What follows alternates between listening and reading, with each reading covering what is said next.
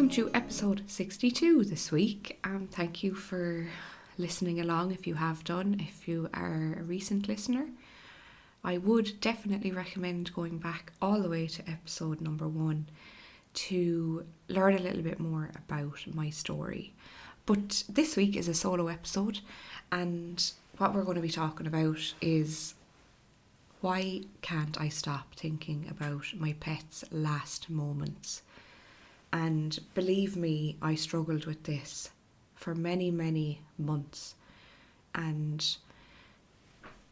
it was just horrendous, traumatizing. It was just something I could not seem to escape from, I guess is the best way to describe it. But, you know, this is something that I want to talk about today because so many of us struggle with this after losing a pet.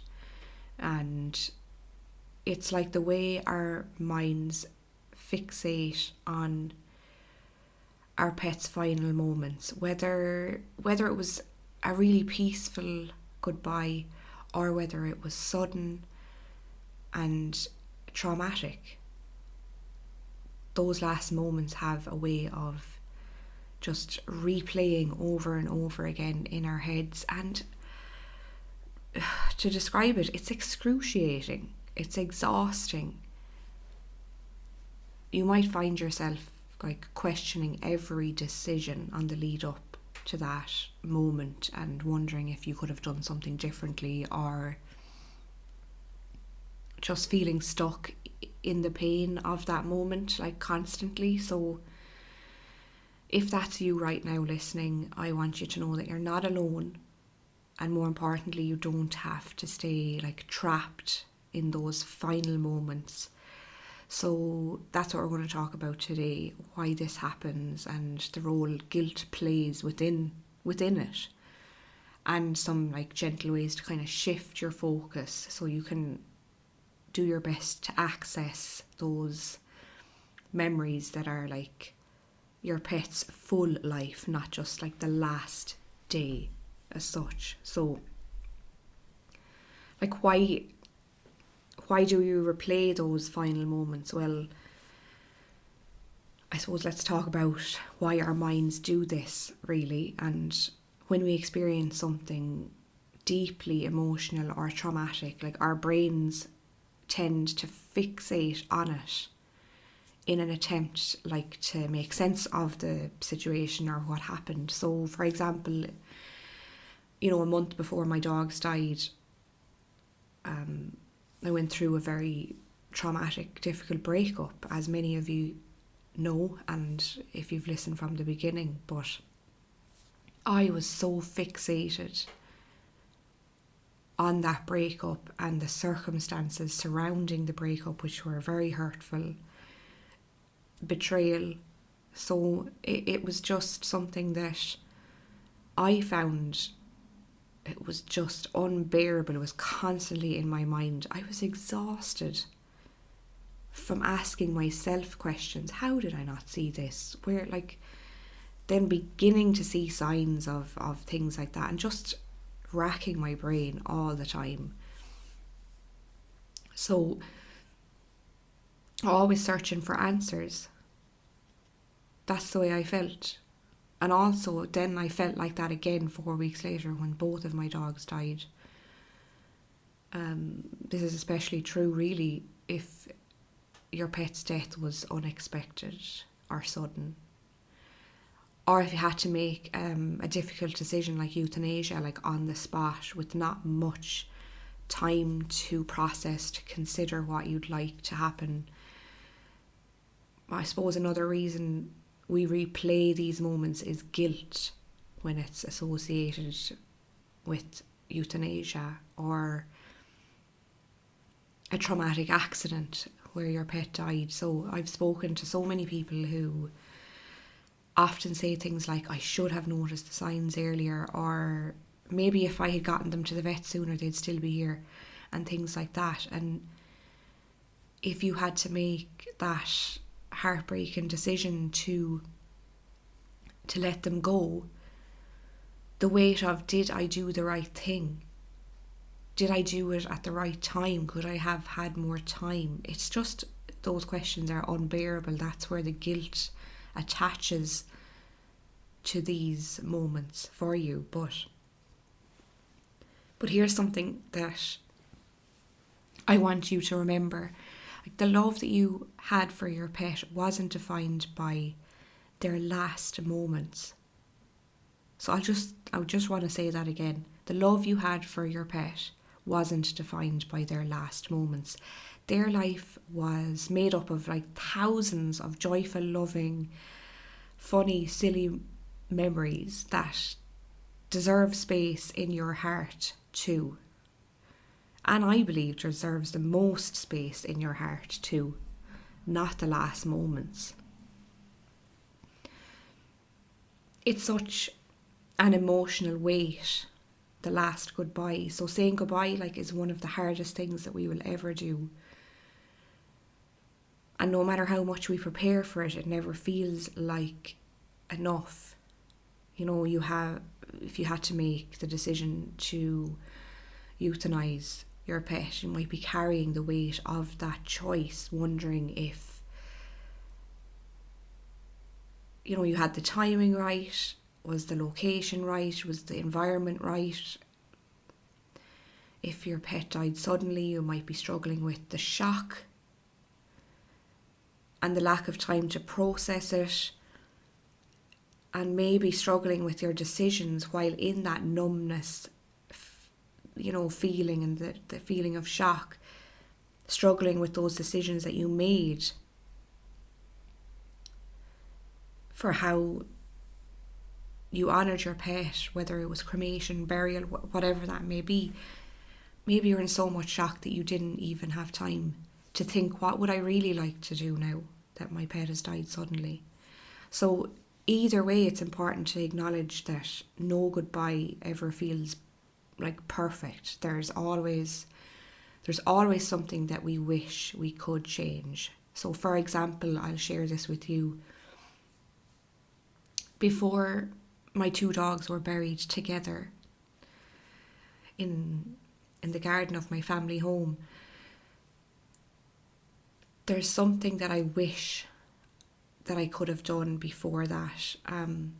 My dog Ozzy, I wish I would have just touched his fur before he went into the ground. And I didn't touch him at all after he died. And that is something that I wish I had have done. I don't know why. I couldn't bring myself to do that. And I don't have those feelings now of that guilt, that regret, but at the time, I was in such shock. I was so numb. I don't think my brain could even articulate or make a decision, really. I needed other people to help me make decisions at the time. I didn't have that kind of space myself to do that. But the truth is, your pet didn't measure your love by the way they left this world. The same way as Ozzy didn't measure my love the way he left the world. He didn't. Your pet felt it every single day in the way you cared for them, played with them, loved them, cuddled them, kissed them, made them feel safe and comfortable, gave them choices in the world, the enrichment that you gave their lives. That's how they felt it every single day. So I think that's really important just to say. It's normal. It's natural, and there's no timeline for how long you are going to be reliving, replaying these last moments of your pet's life, and there is no set timeline for that. I want you to know that. So if we look at moving forward, when these thoughts won't let go of us, there are a few gentle things that might help, like reframing the narrative that's going on in your mind at the time. So cognitive behaviour therapy, I have been open about this, that really helped me to reframe the narrative. So instead of seeing your pet's last moments as the defining part of their life, to try and like shift your perspective. What were their happiest moments? What did they love the most? What silly things did they do that made you laugh? All of the questions that I ask my recent guests on the podcast, I ask them, how do they get through a challenging moment, help you get through a challenging moment in your life? What was your favourite memory? What was their quirks? What was unique about their personality? So our grief tends to zoom in on the pain, but healing comes when we widen our lens and see the full picture, see their full life with us. That's when the healing starts to enter our soul, basically. So you might be like, that's all well and good, Louise. How in the name of God do I do that? And how do I get to that stage? Well, I will be honest with you, the first initial weeks and even couple of months after, it's very difficult to reframe the narrative, especially if you've experienced trauma.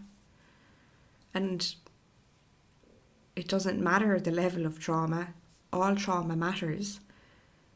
And even the death of your pet is trauma. No matter if it was a very peaceful goodbye, no matter if you had expected them to die, if they were nearing the end of their life or had a long illness, it does not matter. It doesn't matter. So what I'm trying to say is comparing a sudden tragic loss to a loss that was planned and expected, there is still trauma attached to both ways, or however many different ways there are to kind of explain this. So reframing the narrative in the first few weeks, don't be so hard on yourself, because that's going to be really, really difficult, because your brain is trying to just help you to survive because it's going through deep grief. So those few initial weeks, it's really important to just be compassionate with yourself and take care of yourself as best as you can. So once you're feeling a little bit stronger, once you've done some processing and releasing of that emotional energy, what can be helpful then is grounding techniques. And I think I've spoken about this before on a particular podcast. But when those intrusive thoughts creep in, grounding yourself back into that present moment can help. So one particular way, for example, that I do is, and I think I've shared this before, place your hand over your heart and take a deep breath. Like, take a deep breath in through your nose for 4 seconds and out through your mouth, and remind yourself that your pet was loved and your pet knew they were loved, and you always showed them they were loved. And another technique might be, for example, like looking around the room that you're in and naming 5 things that you can see, 4 things you can touch, 3 things you can hear, 2 things you can smell, and maybe 1 thing you can taste. This can bring you back to the present instead of getting totally consumed and lost in those painful memories. And there's so many ways to ground yourself back in the present moment. It's not distract yourself so that you can stop thinking about it. If you're giving yourself time, small even amount of time each day, to feel your grief, to process it in a way that is unique to you, whether that's journaling, whether that's walking in nature, whether that's having a good cry, whether that is doing some exercise, trying to release that built up emotional energy from the grief roller coaster that you're on, then those grounding techniques will be extra helpful, because the main thing is that you try to release that grief, to feel it, to release that emotional energy that's just can be built up during the day, especially if you're in an office or in your work. environment all day long where you have to hold it together. So that's what I'm getting at here. Also creating a ritual.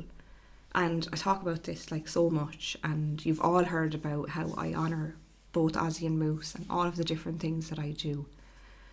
But sometimes we need like a tangible way to process our emotions. So like I just mentioned, you could, like, for example, you could write a letter to your pet telling them all of the things that you wish you could say and all of the lessons that they taught you, all of the joy that they brought your life. You could light a candle in their honour, take a moment to just sit with your love for them rather than the pain. Some people find comfort in making like a small photo book. Like, you know, I made a scrapbook and glued in loads of photos of both of my dogs to help shift my focus if I'm in a particularly bad grief wave and I am just consumed with those last moments. And for me, I was having flashbacks and like PTSD of those last moments. So doing things like that really, really helped me to shift my focus from loss to love. And now I have this tangible scrapbook like of all of these memories that once I open it, it unlocks these memories and takes me back to that time from that photograph. And I remember being there, and it so brings me so much warmth and joy. And like there's definitely so many things, like creating a special place, whether that's in your house or outdoors. And you saw that I created like a special and I don't even know the name for it, but like a special kind of raised flower bed grave area and nearly an altar area. Just this unique place that I created out in my garden here for both of my dogs, and it's absolutely beautiful. And ever since it's been there, I only created it a couple of weeks ago. Consider making a space that helps you to feel like you can access some of those beautiful memories that you shared with your pet from the full part of their life, not just the last day or the last few moments. And that could be make an altar for your pet. And as you create memorial items for your pet, like make that offering to the altar, like make it a little ritual, or put your pet's favourite toys there, or it can be anything, you know.